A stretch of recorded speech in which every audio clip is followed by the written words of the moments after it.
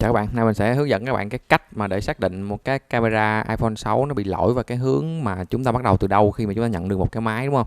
Khi mà một cái máy hoàn toàn xa lạ chúng ta chưa hề biết sửa chữa luôn thì mình sẽ hướng dẫn các bạn cái cách để mà xác định ha. Rồi, ở những cái iPhone đó, khi mà các bạn cái camera sau mà các bạn chụp không được á, thường á, nó sẽ kèm theo cái lỗi là cái đèn led nó bật không được ha. Và có đôi khi các bạn sẽ thấy là nó yêu cầu là đèn led nó quá nóng, như yêu cầu làm mát gì đó, nhưng mà không phải là do lỗi đèn led đâu. Chỉ cần cái camera sau mà nó bị chụp không được thì nó sẽ kèm theo cái lỗi đó, nó báo như vậy thôi ha. Các bạn chỉ cần làm cái camera ok là tự động nó sẽ ok thôi. Thì chính vì các bạn thấy cái lỗi này nên đôi khi nó cũng sẽ có một cái sự tương quan giữa cái đèn led và con IC đèn led và cái camera. Có đôi lúc cái con IC đèn led nó bị vào nước, nó chập á, nó sẽ gây cái tình trạng là cái camera nó chụp không được ha. Thì cái thao tác thì cái cách này mà khi mà các bạn làm lâu, các bạn có kinh nghiệm, các bạn sẽ tự khắc, các bạn sẽ biết. Có nghĩa là khi mà chúng ta đã đo đạt camera ok hết mà vẫn không được thì chúng ta sẽ tiến hành chúng ta thay thế thử con IC đèn led, đúng không? Rồi, thì ở một cái máy iPhone 6 này, khi mà chúng ta mở cái máy ra, chúng ta sẽ thấy ngay trước mắt, đập vào trước mắt chúng ta là chính là cái cụm camera sau. Thì các bạn chỉ cần biết được cái camera sau nó sẽ gắn vào cái socket nào, đúng không? Thì chúng ta sẽ lấy nhíp, chúng ta dỡ cái socket đó ra là chúng ta biết được cái socket nào là nó sẽ quản lý cái phần camera. Phải không? Mình hướng dẫn các bạn theo cái cách đó là học ngược từ ngoài vào trong. Nó lỗi cái gì chúng ta sẽ xác định từ cái đó và chúng ta đi vào trong cái main để chúng ta biết được con nào quản lý, đúng không? Rồi các bạn thấy không, mình mở cái sóc nhẹ lên một cái là cái socket camera nó ra, thì các bạn sẽ lật ngược cái camera lên để các bạn xem trên cái camera nó có thêm cái gì nữa không. Nếu mà nó chỉ có duy nhất một mình cái camera thôi, không có đèn led, không có cái gì hết, thì có nghĩa là cái socket này nó chỉ quản lý duy nhất một phần, đó là camera. Rồi chúng ta sẽ xoáy theo cái socket này và chúng ta sẽ sử dụng một cái main mẫu, đó là một cái main bị iCloud chẳng hạn. Main iCloud iPhone bây giờ nó rẻ lắm, các bạn có thể mua 5 main 10 main về để dành mà các bạn đo mẫu, tập đo. Các bạn sẽ đo mẫu ở một cái main bị lỗi, đo từng chân một, xem cái chân nào nó sẽ có cái tổng trở khác biệt, bằng cách là chúng ta sẽ chỉnh cái thang đo về cái thang đo X10. Rồi đây thì cũng thường gọi là cách đo tổng trở các bạn ha. Que đen chập với que đỏ và sau đó các bạn sẽ chỉnh cái núm vàng vàng để cho cái kim nó về không, để cho dễ nhìn. Nếu các bạn quen rồi các bạn không cần phải làm cái thao tác chỉnh về không ha, cứ như vậy mà đo thôi. Nếu mà chưa quen thì chúng ta chỉnh về không đi. Sau đó chúng ta sẽ lấy một cái main mẫu lên và chúng ta lấy một cái main lỗi lên, rồi để hai main song song với nhau. Sau đó thì que đen chúng ta sẽ chích format cái main cần đo, và que đỏ chúng ta sẽ đo vào từng chân socket một. Rồi tiếp tục chúng ta sẽ đo qua bà mẫu bên cái main mẫu, chúng ta xem cái trở kháng nó có sai lệch nhiều hay không. Thì cái chân nào sai lệch thì chúng ta sẽ xoáy vào cái chân đó và chúng ta sẽ tiếp tục chúng ta làm. Thì ở một cái main bị lỗi, các bạn thấy không, các bạn đo các bạn sẽ thấy có một cái sự sai lệch của cái chân đó. Rồi như vậy thì các bạn hỏi là bây giờ mình biết được cái chân đó nó bị sai đó, nhưng mà làm sao biết được cái chân đó nó đi đâu và nó về đâu và sửa chữa như thế nào, đúng không? Thì mình sẽ giới thiệu các bạn một cái tool, đó là trong nghề số điện thoại iPhone, iPad, Samsung nó có một tool gọi là tool ZDub. Và rồi bây giờ mình sẽ zoom lên để mình đo gần cho các bạn xem nha. Bây giờ ví dụ nha, một cái main bị lỗi, các bạn thấy mình sẽ đo chân số 1, các bạn nhìn thấy cái kim không? Cái chân số 1 từ bên trái qua nó không lên, đo chân số 2 nó lên, các bạn thấy không? Đo lại chân 1 rồi không lên. Lúc này là que đen chấm mát cho các bạn, que đỏ chấm vào cái điểm cần đo. Rồi bây giờ mình sẽ lấy cái main mẫu để mình đo các bạn thêm ha. Cái chân 1 nó sẽ có chở ha. Rồi mình sẽ ví dụ cho các bạn xem là một cái iPhone 6 nó bị camera chụp không được là do cái chân 1 này nó bị lỗi. Các bạn thấy không? Main 1 các bạn thấy không? Cái chân 1 thấy cái kim nó lên ha. Rồi như vậy thì chúng ta sẽ bắt đầu xoáy vào cái chân thứ nhất đó, đúng không? Bằng cách là cái tool bữa nãy mình nói với các bạn á. Rồi bây giờ thì chúng ta sẽ mở phần mềm ZDub 2.4 lên các bạn ha. Đây là cái phần mềm để xem cái sơ đồ mạch của hỗ trợ cho iPhone và iPad rất là tốt. Rồi thì mình sẽ vào chọn cái iPhone 6. Cái phần mềm này thì các bạn sẽ phải mua cái hàng ZDub Dongle ha. Giá hiện nay là mình có kinh doanh sản phẩm này, nó nằm ở giá ở thời điểm mình làm cái clip này là 1,4 triệu, active xài được 1 năm. Rồi các bạn thấy không, nó sẽ mô phỏng hai cái bảng mạch, không, mặt trước và mặt sau của cái main iPhone 6. Thì như chúng ta cũng đã thấy là cái socket này chính là cái socket mà nó quản lý phần camera, đúng không? Rồi các bạn sẽ phóng to cái socket đó lên để các bạn xem socket này là socket tên gì ha. J2321. Rồi thì lúc mà mình hướng dẫn các bạn cái cách mà để đo mẫu để xác định cái chân nào lỗi đó, thì chúng ta sẽ xoáy vào cái chân đó chúng ta làm thôi. Rồi như cái video clip demo lúc nãy là chúng ta sẽ thấy cái chân này là chân lỗi đúng không? Các bạn sẽ phóng to nó lên xem chân này là chân số mấy. Chân 34 ha. Các bạn nhấn vào chân 34 các bạn thấy nè, chân 34 nó sẽ đi qua những cái con tụ này và nó đi qua cuộn dây này. Rồi. Thì sau khi mà chúng ta đo từ đây, chúng ta đo ở đây không có trở đúng không? Và chúng ta đo những cái con hàng tụ này nó không có trở thì chúng ta sẽ tiếp tục chúng ta sẽ nhấn vào tiếp cuộn dây FL này thì chúng ta sẽ đo ngay cái đầu tụ này. Còn thấy không? Nếu mà cái đầu tụ này mà có trở, tại sao không đo ngay đây? Tại vì cái chân này nó nhỏ thì các bạn chỉ cần đo ngay đầu tụ này được rồi, đúng không? Đo ngay đầu tụ này xong rồi chúng ta sẽ tiếp tục chúng ta đo ngay đây, thấy không? Tại đây có trở, đúng không? Như bên này mất trở, bên này có trở, có nghĩa là cuộn dây nó bị đứt rồi, cái cầu nó bị sụp rồi ha. Thì chúng ta chỉ việc chúng ta lem chân lại là xong. Và đây là cái cách sửa nhanh nhất, phải không? Cái cách để xác định ban và sửa nhanh nhất mà không có bị lầy ban. Rồi thì nếu như sau này chúng ta học á, chúng ta muốn sau khi bạn xem cái clip này các bạn muốn tìm hiểu rõ hơn cái chân này là cái chức năng này chức năng gì á thì các bạn sẽ nhớ ha, cái socket này nó tên là J2321. Các bạn sẽ mở cái phần mềm Blackfit lên.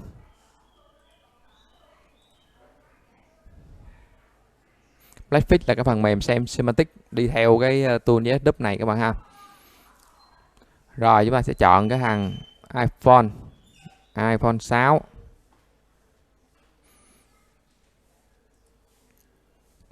Các bạn sẽ search với từ khóa là J2321. Search cái socket đó, còn thấy không? Nó sẽ ra socket camera nè. Rồi, như vậy thì chúng ta sẽ xem cái chân 34 là cái chân gì ha. Phải không? Chân 34. Nó là chân PP 2,85V cấp áp. Cấp áp phải không? Rồi, các bạn sẽ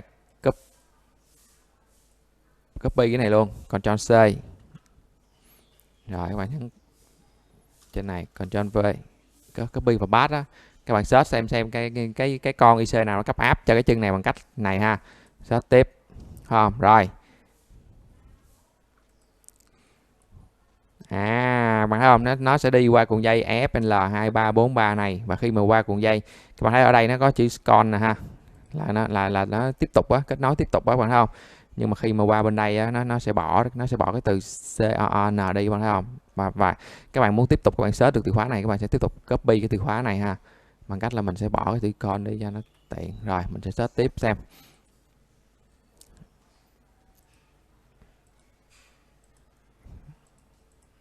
Search tới không được thì search lui, xem cái con IC nào nó điều khiển cái phần này.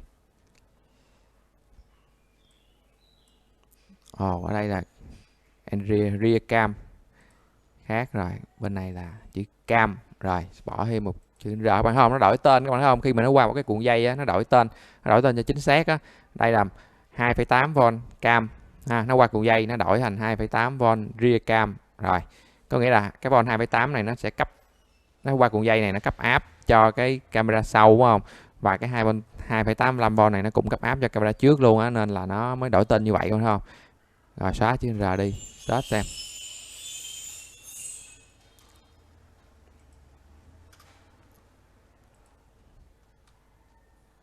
Không xóa được.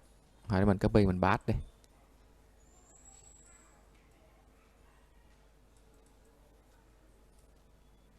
Chọn C.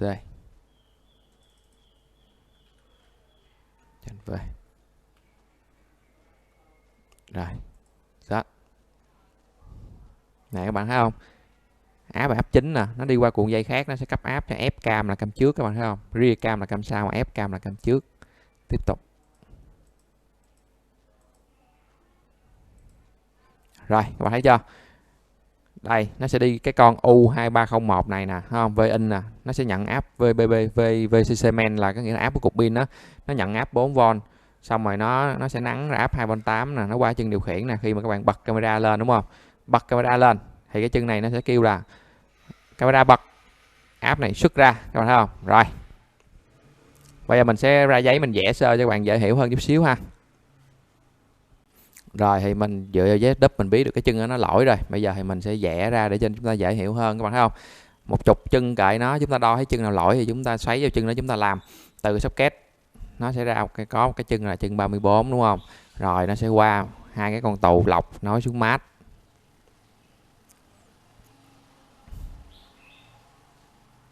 Rồi sau đó nó qua một cái cuộn dây hay còn gọi là cái cầu các bạn ha. Cái cuộn dây thì chúng ta gọi là cái cầu đi. Cuộn dây đứt thì coi như cái cầu nó bị sập đúng không, qua một cuộn dây. Rồi nó sẽ đi qua một con tụ to to nữa, tụ lọc nó mát. Thì trên một cái đường mà các bạn thấy ha, những cái nó đứt đường thì thường nó đứt cuộn dây, còn nó chạm thì thường nó sẽ chạm những cái tụ trên đường đó. Mình có nói rất là kỹ trong những cái hình ảnh trên web solution đó. Rồi từ cuộn dây này thì ZW nhấn vào nó sẽ, các bạn thấy nó sẽ đi thẳng vào con IC. Thì con IC này gọi là con IC cấp áp hay là còn gọi là con regulator. V out là 2.8 đúng không, và V in của nó chính là nó lấy áp từ V path hay còn gọi là VCC main 4V. Rồi sau đó thì con này nó sẽ có thêm một cái chân điều khiển nữa, để khi mà camera mà bật lên đó, thì nó sẽ kêu là ơi camera bật kìa, mày sức áp ra. Thì lúc đó là cái áp 4V nó sẽ nắng nhẹ, nó sẽ nắng xuống thành áp 2.8, nó cấp cho camera các bạn không, dựa vào cái chân điều khiển. Rồi các bạn thấy không, một cái IC cấp áp cho camera, khi mà chúng ta vẽ ra được cái hình này rất là đơn giản ha. Đó, chân điều khiển đó, nó kêu sức áp cái là bắt đầu cái 4V bắt đầu nó nắng ra thành 2.8, nó cấp cho camera bạn thấy không. Nếu mà các bạn đo mà 4V mà có, đo 2.8 không có, thì có thể là con IC này nó hư hoặc cái chân điều khiển hư, thì chúng ta có thể tháo bỏ luôn, mượn áp 2.8 đâu đó câu qua, hoặc là chúng ta thay thế con IC này các bạn thấy không. Rồi trường hợp như lúc nãy các bạn đo, các bạn sẽ thấy ha, mình đo ngay chân 34 nó bị mất trở bằng cách là quay đen chấm mát, chỉnh nó ít 10 các bạn nhớ chưa. Quay đen chấm vào mát và quay đỏ chấm vào ngay chân 34 thấy mất trở.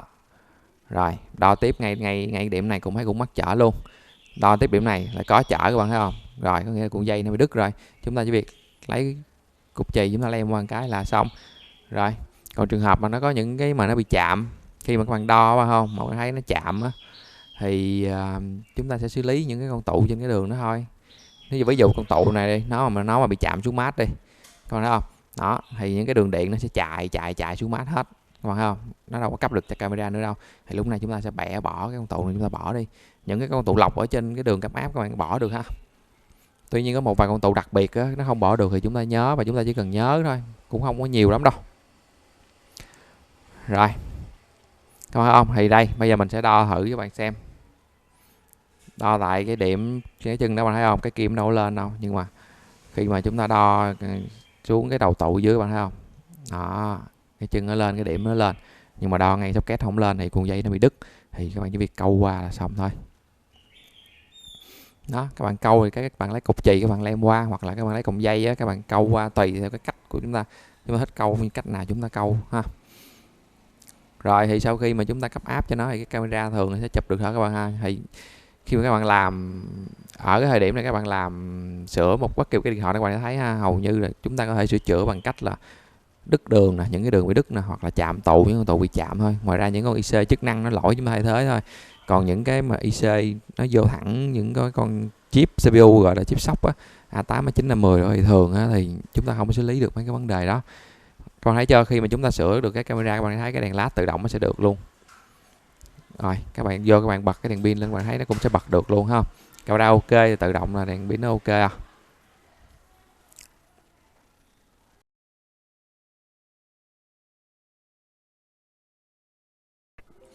Rồi vì đây là cái video clip mà để mà chúng ta học mà các bạn thấy không, nên chúng ta cứ việc từ từ thôi, không cần phải gấp gáp.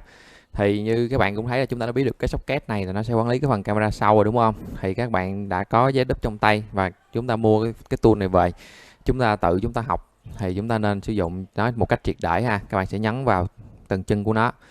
Rồi sau đó đây là chúng ta sẽ nhấn vào cái này, bạn thấy rất là nhiều cái chân điểm đỏ, là đây là những cái chân mát con ha. Những cái chân này, những cái chân nó mát, nó có bị đứt cũng không sao. Và chúng ta nhấn lên cái chân NC, chúng ta xem được không, những cái chân NC là những cái chân không có xài á, rồi trên camera hầu như nó có xài hết. Thì bây giờ chúng ta sẽ tiếp tục chúng ta nhấn vào những cái chân còn lại, xem cái đường cái camera này là do cái gì để quản lý ha. Các bạn thấy những cái cuộn dây đôi này đúng không, mình sẽ nhấn vào chân đây, socket. Tiếp tục mình nhấn qua chân còn lại của cuộn dây để mình xem nó sẽ dẫn đi đâu không, nó sẽ dẫn đi vào CPU. Rồi cứ tiếp tục như vậy, các bạn nhấn lần lượt đến cái cuộn dây cuối cùng này, các bạn thấy ha, nó cũng đều dẫn vào CPU đúng không. Rồi như vậy thì chúng ta đã biết được là cái con CPU A8 này là nó sẽ quản lý hầu hết những phần camera đúng không. tiếp tục những cái chân ở dưới này. Thì khi mà các bạn nhấn vào những cái setup, các bạn nhấn vào ở những cái mạch mới á, các bạn thấy nó sẽ hiện lên cái tên của cái chân, các bạn thấy không? Đó, BB RCam AF. Đây là đường này là chính là đường auto focus của nó ha. Cái cam mờ hoặc cam rung vậy là do cái đường này quản lý nè. Nếu các bạn chụp mà nó mờ nó không có lấy nét được thì các bạn sẽ xem cái phần này, đúng không? Các bạn sẽ xem đo cái đường này coi từ đây đến đây nó có đứt hay không, nó có chạm hay không. Nếu nó đứt thì chúng ta tiếp tục chúng ta đo bên này và chúng ta câu kéo những cuộn dây lại. Còn nếu mà trường hợp mà nó chạm thì chúng ta cách ly những con tụ trên cái đường nó ra, đúng không? Không. Tiếp tục nhấn vào đây, các bạn thấy không? Nó sẽ đi qua FL này và nó đi vào CPU. Nó đi qua cái con điện trở này, nhận áp 1/8 này, các bạn thấy chưa? Đó.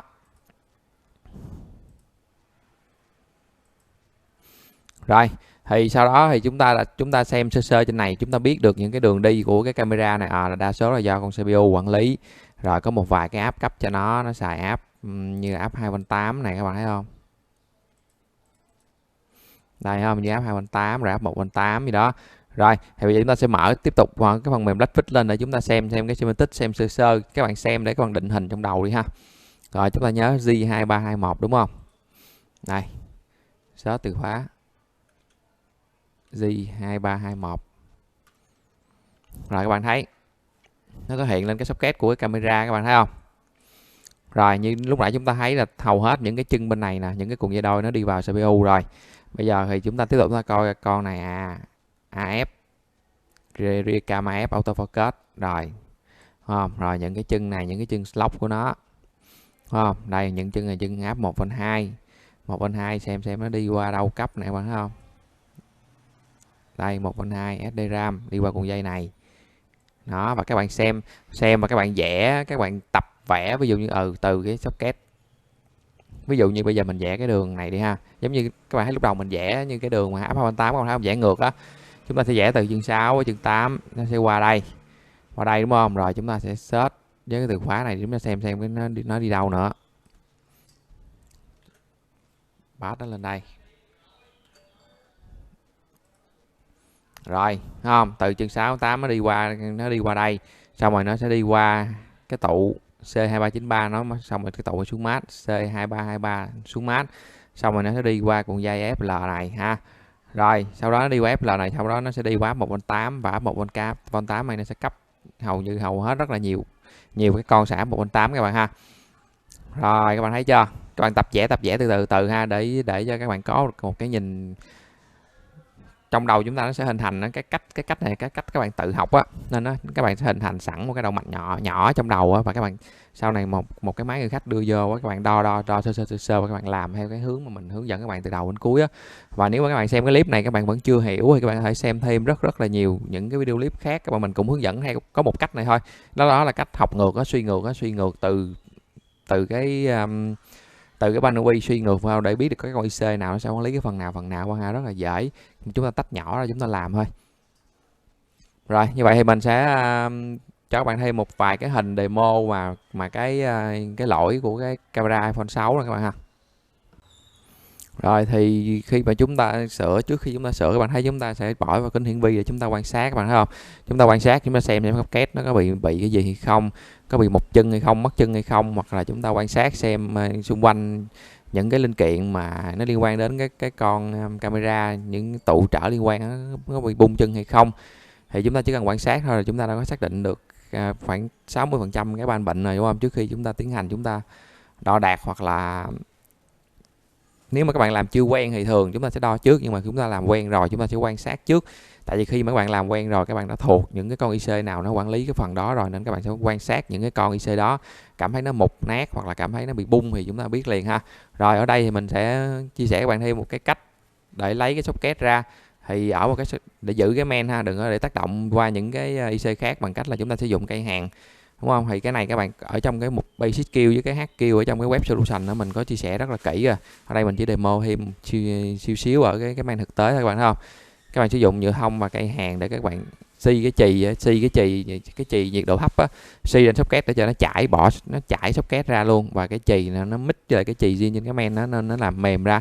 Thì các bạn chỉ sử dụng cái đầu khò nhỏ thôi, cái đầu khò nhỏ để các bạn kết hợp với cây hàng, các bạn lấy cái socket này ra, bỏ socket này luôn, và chúng ta sẽ tiến hành chúng ta lấy một cái socket bên một cái main sát mà còn đẹp á, các bạn nên lấy socket zin ha, đừng đi mua mấy socket linh kiện ngoài đóng nó không có ok đâu.